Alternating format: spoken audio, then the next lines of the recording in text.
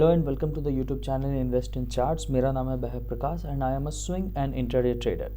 Being a swing trader हमें market के trend को समझना बहुत ज़रूरी है। निफ्टी का मूवमेंट क्या हो सकता है, व्हाट आर द प्रोबेबिलिटीज़, इस चीज़ को समझना बहुत ज़रूरी है। एंड ये सिर्फ एक सिंपल सा कैलकुलेशन है। ओके, सो आज हम लोग निफ्टी को not from the intraday perspective but from the swing perspective कि इस करंट मंथ जनवरी में या फेब मार्च तक निफ्टी का क्या मूवमेंट हो सकता है, what are the probabilities of that, how can we find the dip of the market so that being a swing trader हम ट्रेड्स को एग्जीक्यूट कर सके, स्विंग के स्टॉक्स को उठा सके at the dip so that we have to put a small stop loss. ठीक है, तो इस चीज़ को माइंड में रखते के साथ हम लोग निफ्टी का एनालिसिस आज करने वाले हैं। सो सबसे पहले तो मैं यहाँ से सारे इंडिकेटर्स हटा देता हूँ एंड प्रीवियस एनालिसिस को भी रिमूव कर देता हूँ बिकॉज हम लोग चीज़ों को स्क्रैच से समझने वाले हैं। Okay, so before going to the technical analysis directly मैं एक बार पहले मंथली टाइम फ्रेम पे लगाना चाहता हूँ। Okay, the reason why I want to put it at monthly time frame is कि हम लोग ये देखते हैं कि पिछले 4-5 सालों में like everyone says that Covid के बाद मार्केट थोड़ा सा चेंज हो गया है, राइट। सो हम लोग ये देखना चाहते हैं कि कोविड के बाद मतलब जब मोर ट्रेडर्स आए, ज़्यादा ट्रेडर्स आए, वोलेटिलिटी जब मार्केट में बढ़ चुकी थी, तो उसके बाद जनवरी के मंथ में, दिसंबर के मंथ में कैसा रिएक्ट करता है market. Okay, so this is all monthly candle. एक कैंडल एक मंथ को रिप्रेजेंट कर रहा है। ओके, सो देखते हैं जनवरी को, जनवरी 2020 कोविड के बाद का टाइम है ये। Okay, so see this is the first candle, right. 1 जन 2020 में भी अगर हमें देखें तो 1 जन 2020 रेड कैंडल है, right. Let's keep this in mind. यहाँ पे हमारा 1 जन, sorry not this one, हम लोग यहाँ पे कॉल आउट लगाते हैं। ठीक है, 1 जन 2020 ये मेरा एक कॉल आउट है। फर्स्ट की जगह हम लोग यहाँ पे ये डालते हैं 2020 क्योंकि सारा एक मंथ को रिप्रेजेंट कर रहा है। सो 2020 रेड, ठीक है, रेड कैंडल है, दैट मीन्स बियरिश कैंडल है। आइदर हमें सारे कैंडल्स बियरिश दिखने वाले हैं या फिर हमें इनडिसिसिव कैंडल जिसे हम डोजी कहते हैं या फिर शूटिंग स्टार वगैरह दिखने वाले हैं। तो ये हमारा शूटिंग स्टार था, जिसके बाद हमारा Feb and March continuous market गिरा है। बट सिंस ये कोविड का टाइम था, 2019 के बाद ये सेकेंड वेव था, तो हम चलिए इसे इग्नोर करते हैं, अब आगे बढ़ते हैं। So second candle is here 2021, right. Again हम लोग कॉल आउट लगाते हैं यहाँ पे 2021 रेड, सिंपल, ठीक है। इसी तरीके से 2022 देखते हैं। अभी नवंबर, दिसंबर, जनवरी, राइट, सॉरी ये यहाँ आएगा और ये हम यहाँ पे ले लेते हैं 2022 अगेन रेड। सिर्फ जैन के कैंडल्स को हम लोग देख रहे हैं। यहाँ पे ये भी चीज़, सॉरी मैं मेंशन कर देता हूँ, Jain 2020 every candle is representing 1 month. Monthly time frame पे हम लोग एनालिसिस कर सकते हैं अभी, आई मीन कर रहे हैं अभी। ओके, देन 2020 के बाद हम लोग आते हैं दिसंबर, जनवरी, अगेन 2023। ये हमारा कैंडल है 2023 का, वापस से रेड कैंडल हमें देखने को मिला। ठीक है, अब आते हैं 2024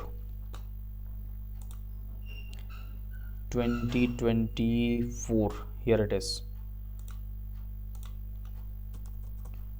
2024 वापस से रेड। अब हम लोग इस रेड कैंडल को ना थोड़ा सा स्टडी करते हैं। बस मैं मुश्किल से 2 मिनट और लेने वाला हूँ इस मंथली टाइम फ्रेम पे, क्योंकि ये बहुत कुछ रिप्रेजेंट कर रहा है। ठीक है, लेट्स सी मार्केट किस ट्रेंड में था उससे पहले। जनवरी 2020 से पहले मार्केट एक क्लियर डायरेक्शन अप ट्रेंड में था, क्लियर डायरेक्शन अप ट्रेंड, मतलब किसी भी ट्रेंड लाइन पे टच करता था और मार्केट सीधा बुलिश हो जाता था। कोविड का फर्स्ट वेव हमारा 19 में था, राइट। उसके बावजूद 19 अक्टूबर से मार्केट यहाँ पे जब ट्रेंड लाइन को टच किया, मेजर ट्रेंड लाइन को, वहाँ से ऊपर ही गया था। But after that in 2020 it fell down और जनवरी का कैंडल रेड था, ठीक है, हमने ये नोटिस किया। अब आते हैं 2021 जब मार्केट रिकवरी फेज में था, बहुत अच्छा बुलिश था आफ्टर कोविड। हमने देखा कि सारे लेवल्स टूट गए थे, रिटेल ट्रेडर्स बहुत ज़्यादा इन हो गए थे, तो यहाँ पे वॉल्यूम की कमी बिल्कुल नहीं थी, राइट। बहुत रिटेल ट्रेडर्स थे और ट्रेडिंग चल रही थी उस टाइम पे। स्टिल इवन आफ्टर इतने सारे ग्रीन कैंडल, इतने हेल्दी क्लोजिंग होने के बाद, इतने बुलिश कैंडल्स, क्योंकि आप ये कैंडल देख सकते हो कितने बुलिश कैंडल्स हैं, राइट, बहुत वॉल्यूम्स है, स्टिल हमारा जनवरी 2021 का कैंडल रेड बना। ओके, आफ्टर दैट मार्केट ने मूव दिखाया क्योंकि मार्केट काफ़ी ट्रेंड में था। 2022 again red candle, indecisive doji candle बना और उसके बाद मार्केट फेल किया, राइट, क्योंकि यहाँ पे सेंटिमेंट्स थोड़े से नेगेटिव थे वापस से 2022 में। देन कमिंग टू द 2023, यहाँ पे वापस से red candle, continuous fall. In fact कुछ टाइम आप देखोगे दिसंबर में भी फॉल आया है, नवंबर दिसंबर भी फॉल आया है।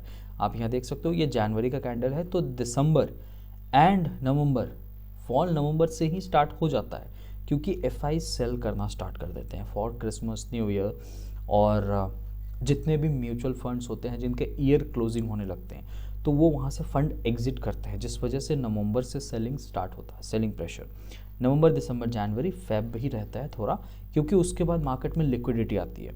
सो हियर कम्स मार्च का candle bullish, same over here Jan Feb March indecisive, March के एंडिंग से बुलिश। अब आते 2024, बहुत बुलिश ईयर गया था लास्ट ईयर, बुलिश कैंडल, इतने बुलिश है कि आप देखो विक तक नहीं है, कैंडल का कोई स्टिक तक नहीं है ऊपर टॉप पे। मंथ एंड पे क्लोजिंग हाई हो रही है, मंथ एंड पे क्लोजिंग हाई हो रही है। Still January month again red indecisive candle. उसके बाद मार्केट बुलिश थी, बट इतना बुलिश थी पहले, बट उसके बाद आप देखो थोड़ा थोड़ा मूवमेंट हो रहा था। मींस 21,500 के लेवल पे हमारा इनडिसिसिव कैंडल कहीं ना कहीं स्टॉप हुआ है 21,500 600 के आसपास। और ये देखो आप अगर इसका हाई भी लेते हो तो टिल अप्रैल ऑल्सो 22,680, मतलब 1000 पॉइंट्स का निफ्टी में मूवमेंट हुआ है, दैट इज़ रफली 0.5%। ओके, तो 2025 में मैं ये क्यों एनालिसिस कर रहा हूँ सारे मंथ्स के जनवरी के कैंडल्स को निकाल करके।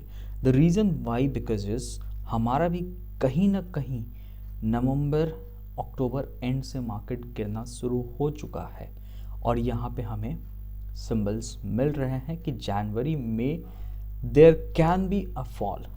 Okay, there can be a fall which can be a good fall, जो कि I think that fall will be nearly after 15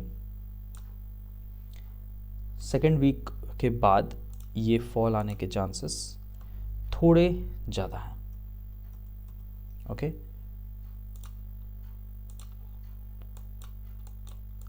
second week के बाद ये फॉल आने के चांसेस ज़्यादा है, ठीक है। अभी हम लोग मंथली टाइम फ्रेम में प्रॉपरली एनालाइज करते हैं, उससे पहले हम लोग यहाँ पे वीकली टाइम फ्रेम पे आते हैं, ठीक है। अब हम लोग निफ्टी को एनालाइज करने वाले हैं। सो वीडियो थोड़ा सा लंबा होने वाला है but it is going to be informative. अभी हम लोग यहाँ पे वीकली टाइम फ्रेम में हैं, राइट। सो हम ये चीज़ों को हटाते हैं, कॉल आउट्स हटा रहे हैं। अभी देखते हैं अगर कुछ ट्रेंड लाइंस मिलते हैं, जैसे कि ये हमारा एक ट्रेंड लाइन था, राइट। उसी तरीके से हम यहाँ पे अगर एक ट्रेंड लाइन ड्रॉ करने की कोशिश करें, इनको मिलाने की कोशिश करें, तो कहीं ना कहीं ये मेरा ट्रेंड लाइन बन रहा है and this is a trend line, this is a valid trend line. कैसे? बिकॉज हमारा एक टाइम ट्रेंड लाइन यहाँ टच हो रहा, सेकंड यहाँ पे भी नियर अबाउट आके ऊपर गया है, यहाँ पे रिस्पेक्ट दिया है ट्रेंड लाइन को, यहाँ पे वापस से रिस्पेक्ट दिया है ट्रेंड लाइन को, यहाँ पे उससे थोड़ा सा ऊपर से एक सपोर्ट लेकर के बाउंस हुआ है। तो बेसिकली ये एक मेरा इंपॉर्टेंट ट्रेंड लाइन है, राइट। हम लोग इसे थोड़ा सा बोल्ड कर देते हैं and this is a important trend line, ठीक है।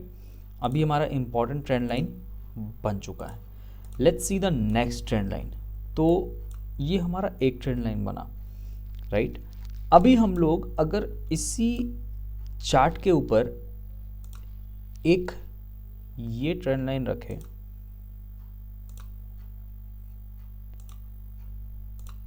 तो क्या ये थोड़ा सा बेटर पिक्चर दे रहा है that okay this can be also one trend line जिस पे निफ्टी बार बार सपोर्ट ले रही है। एक बार,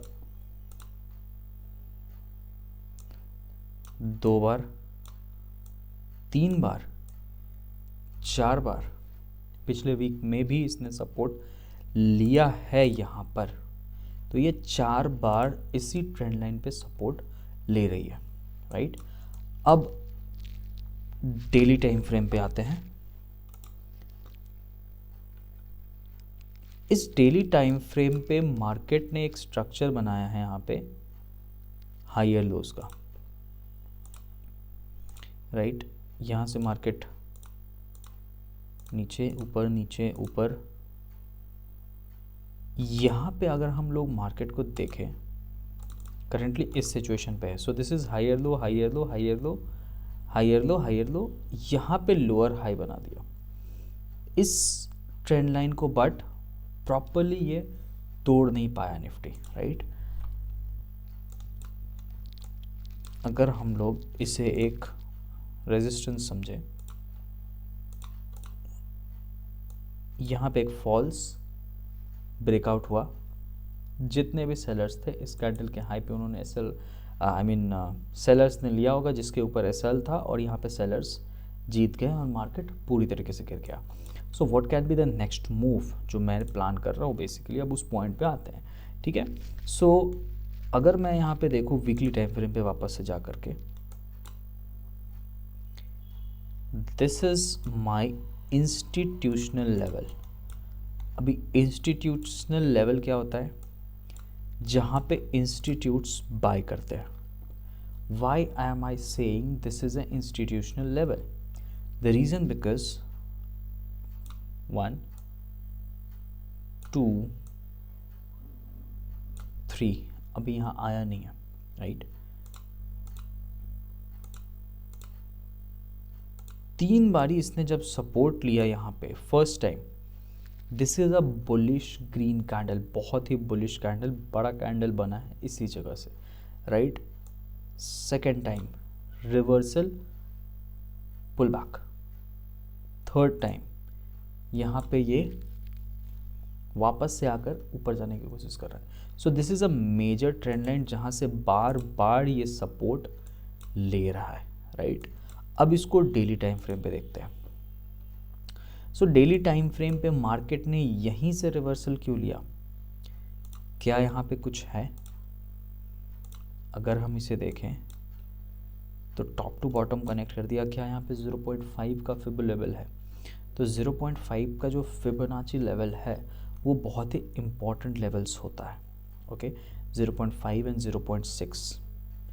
and also in this video हम लोग कुछ स्टॉक्स के ऊपर भी देखने वाले हैं, कुछ स्विंग ट्रेडिंग स्टॉक्स जो कि काफ़ी अच्छा परफॉर्म कर सकते हैं। So stay tuned in the video. हम लोग उस स्टॉक्स को भी देखेंगे जो निफ्टी के इस एनालिसिस के ऊपर परफेक्टली बैठ रहा है और बहुत अच्छा काम करने वाला है। सो दिस इज 0.5 एंड 0.6 का लेवल, जिसे अगर मार्केट ब्रेक करता है उसके बाद ही कोई मूव आने वाला है। दिस इज योर 0.5 एंड 0.6 का लेवल, उससे पहले कोई मूव नहीं आएगा। अगर मार्केट इसके ऊपर क्लोजिंग दे देता है, जो कि 24,300 है, 24,300 के ऊपर, और अगर मार्केट इस नेक्स्ट वीक क्लोजिंग दे देती है तो ये ईजिली 24,700 जाएगा।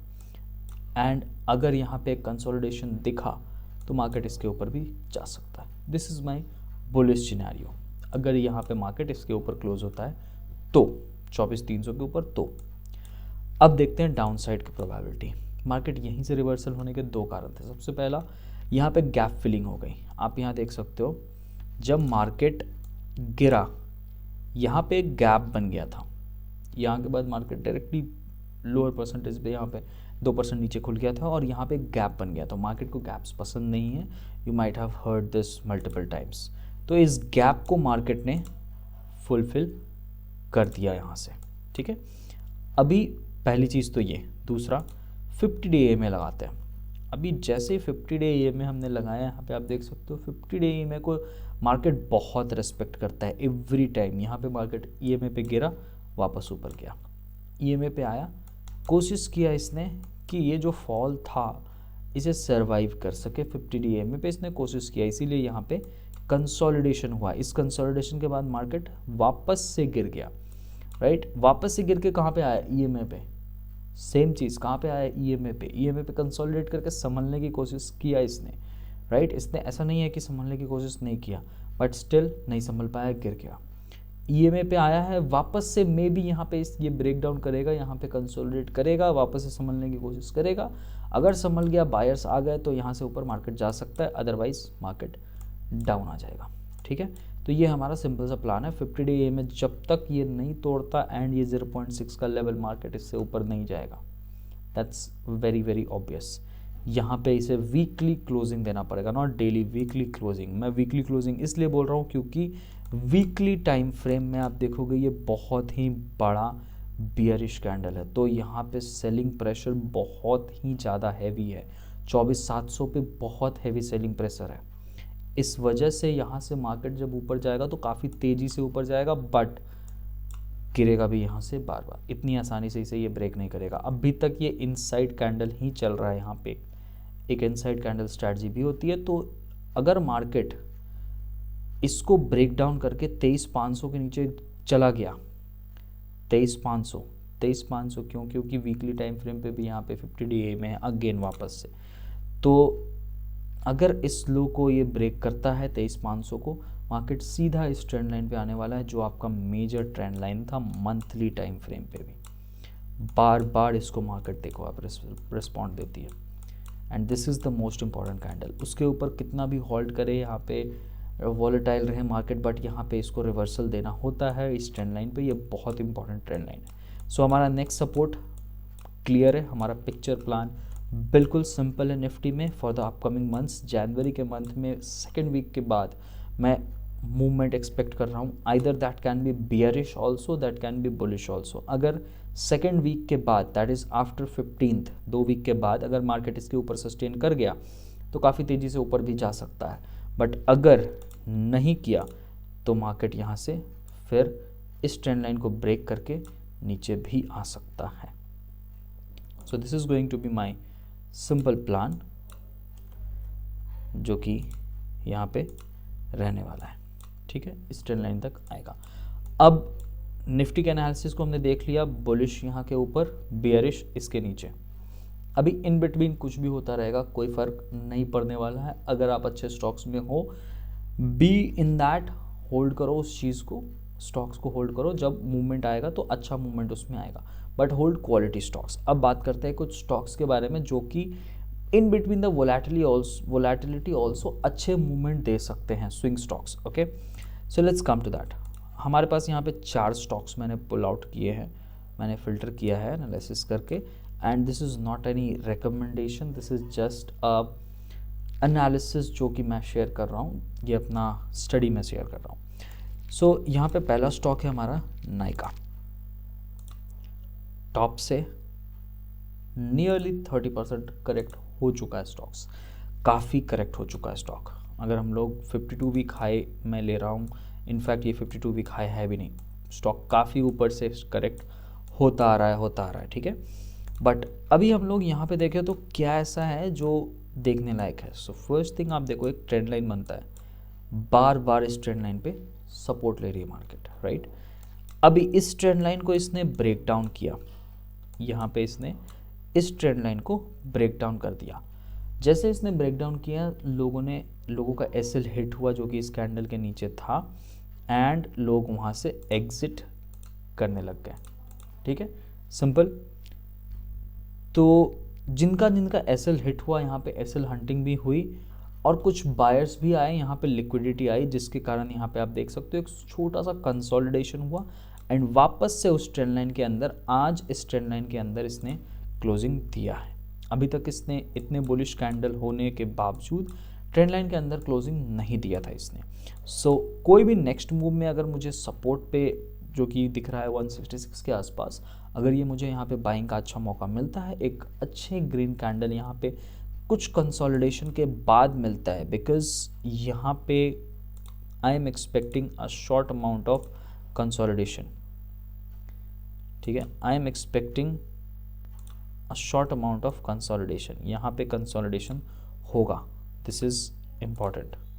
अगर यहाँ कंसोलिडेशन नहीं होता है then this stock can go reversal down और यहाँ पे वापस से कंसोलिडेट होगा। तो कहीं ना कहीं ये कंसोलिडेट होगा तभी ये ऊपर जाएगा। It's not that in one direction ये मूव करता जाए।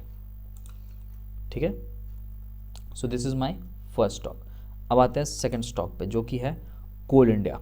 सो कोल इंडिया को भी अगर हम लोग देखें तो ये टॉप से काफ़ी ज़्यादा करेक्ट हो चुका है, इनफैक्ट ऑलमोस्ट 40% तक करेक्ट हो चुका है। अभी यहाँ पे हमने इसे जो पिक किया है इसका सिंपल सा रीज़न है, मार्केट इस लो को ब्रेक डाउन किया, इस लो को ब्रेक डाउन करने के बाद सीधा मार्केट नीचे फॉल किया, स्टॉक PSUs प्रेशर में थे तो ये भी फॉल हो गया। बट यहाँ पे आप देखो तो एक यहाँ पे इसने डेली टाइम फ्रेम पे बुलिश इनगल्फिंग बनाया और ये काफ़ी अच्छा ऊपर जा चुका है, मतलब अपने बॉटम से ये 3% के आसपास ऊपर जा चुका है। अब हमारा इसमें नेक्स्ट मूव कहाँ हो सकता है, कैप्चर कहाँ कर सकते हैं, राइट।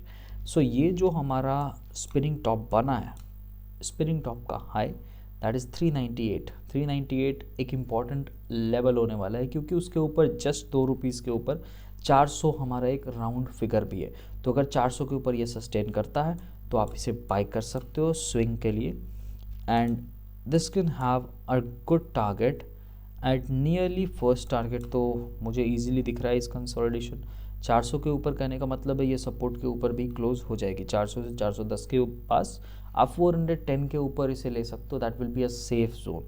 410 के ऊपर अगर आप लेते हो तो यहाँ से काफ़ी अच्छा मूव हो सकता है। फर्स्ट टारगेट नियरली 450 के आसपास आराम से जा सकती है, क्योंकि यहाँ पे एक अच्छा सपोर्ट बिल्ड हो रहा है। तो यहाँ पे सपोर्ट अब रेजिस्टेंस की तरह वर्क करने वाला है। Okay, so this is my plan for Coal India. अब हम अगर नेक्स्ट स्टॉक को देखें, एंजल वन, ये भी बहुत अच्छा स्टॉक है।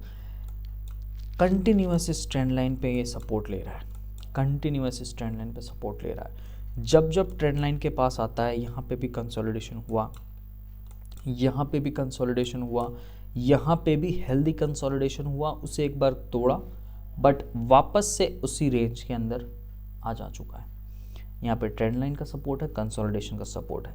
नेक्स्ट टाइम जैसे ही ये इस कंसोलिडेशन को तोड़े दैट इज 2950, यहाँ 50 डे EMA पे सपोर्ट ले, this can again go till 3500 easily high तक, और ये हाई पे भी कंसोलिडेट कर रहा है, उसके बाद ये गिर रहा है। मतलब एक प्रॉपर SL भी आप लगा सकते हो इस स्टॉक में, एक रेगुलर हेल्दी मूवमेंट है स्टॉक के अंदर। Okay, that's why I have picked Angel One. Next stock is from the paint segment, that is your Asian Paints. Market में ये काफ़ी तगड़ा करेक्शन हो चुका है, इनफैक्ट टॉप से ये नियरली मैं कह सकता हूँ 40 to 45% करेक्ट हो चुका है। आई think that is nearly 45%, okay 36 के आसपास या 36-40% के आसपास ये करेक्ट हो चुका है। अभी मैंने इसको यहाँ पे क्यों पिक किया है, 2 रीज़न है। सबसे पहली चीज़, यहाँ पे एक इंस्टीट्यूशनल जोन है। इंस्टीट्यूशनल जोन क्यों है, क्योंकि यहाँ पे बड़े बड़े कैंडल्स फॉर्म हुए हैं, यहाँ पे बड़े ब्रेकआउट्स हुए हैं, यहाँ से मूवमेंट बड़ा हुआ है। यहाँ पे जितनी बार भी आया है यहाँ पे वापस से यहाँ पे इंस्टीट्यूशनल कैंडल बना है, बड़ा candle, same day large volume, same day large volume, ये 2 बड़े इंस्टीट्यूशनल जोन है। ठीक है, तो हमेशा यहाँ से मार्केट मूव करती है, कंसोलिडेट करती है, लिक्विडिटी ग्रैब करती है, देन मूव करती है। वापस से सेम चीज़ यहाँ पे हो रहा है। मार्केट गिरा तो है, काफ़ी अच्छा गिरा, काफ़ी प्यारा गिरा, और यहाँ पे कंसोलिडेशन हुआ। ठीक है, कंसोलिडेशन होने के बाद यहाँ पे आप देखोगे तो एक गैप था यहाँ पे। Okay, there was a gap in between, ये गैप था। इस गैप को एशियन पेंट्स ने आज और कल के इस वीक के मतलब ट्रेड में फुलफिल कर दिया है। ओके, अभी इस गैप को फुलफिल करने के बाद सिंपल सा मूव एशियन पेंट्स में ये होने वाला है, इसे यहाँ पे कंसोलिडेट करना चाहिए, इसे यहाँ पे कंसोलिडेट करना चाहिए। अगर यहाँ पे कंसोलिडेट करता है एंड देन ये टॉप के लेवल को तोड़ता है, इस लेवल को अगर तोड़ता है that is 2350, this can easily go till your next target, जो कि हमारा नेक्स्ट लेवल है 2600।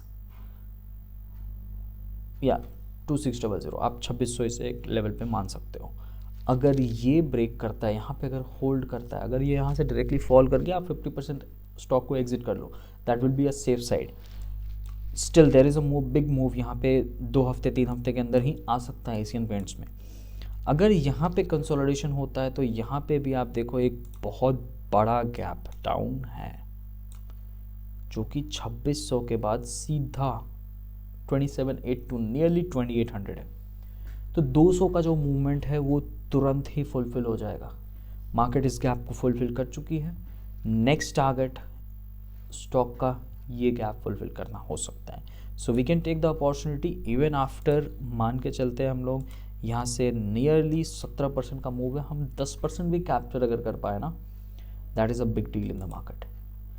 10% मूव कैप्चर करने का मतलब है अगर आपने 50,000 भी इसमें डिप्लॉय किया तो इसमें से 5,000 रुपये आप 100% लेके जा रहे हो। अगर बड़ा कैपिटल है, लाख रुपए 2 लाख रुपए डाल रहे हो, 10% सिंपल सा असम्पशन, एक स्टॉक आपको विद इन 1 और 2 मंथ आपको 10% अगर दे रहा है तो that is a big deal. 10,000 20,000 आपके कैपिटल के अकॉर्डिंग मिनिमम 10% मैं कह रहा हूँ, जबकि यहाँ से 17% का मूव अभी भी यहाँ से बाकी है, राइट। इवन इफ आप अगर 50% यहाँ पे भी अगर बुक करते हो, सो ये मूव भी आपका 10% का। इनफैक्ट मैं उस मूव की तो बात ही नहीं कर रहा हूँ, इनफैक्ट बस ये मूव 2600 तक के मूव को हम लोग 10% कैप्चर कर सकते हैं।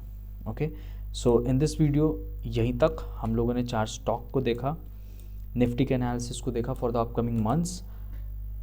If you like the video, please like it, comment if anything goes wrong, and subscribe the channel. In the next video I'm going to do the sectorial analysis, that is sector wise analysis, कौन से sector 2025 के upcoming months के लिए better लग रहे हैं, what are the upside possibility, what are the downside possibility about that। ये पहले का analysis है, don't copy this and don't go on anything on my analysis, this is just for the education purpose। आप यहाँ से analysis को समझ सकते हैं, आप अपने अनुसार इसे एनालाइज कीजिए एंड देखिए। Okay, so I hope you like the video, please like it, subscribe the channel and hit the bell icon. Okay, see you in the next video.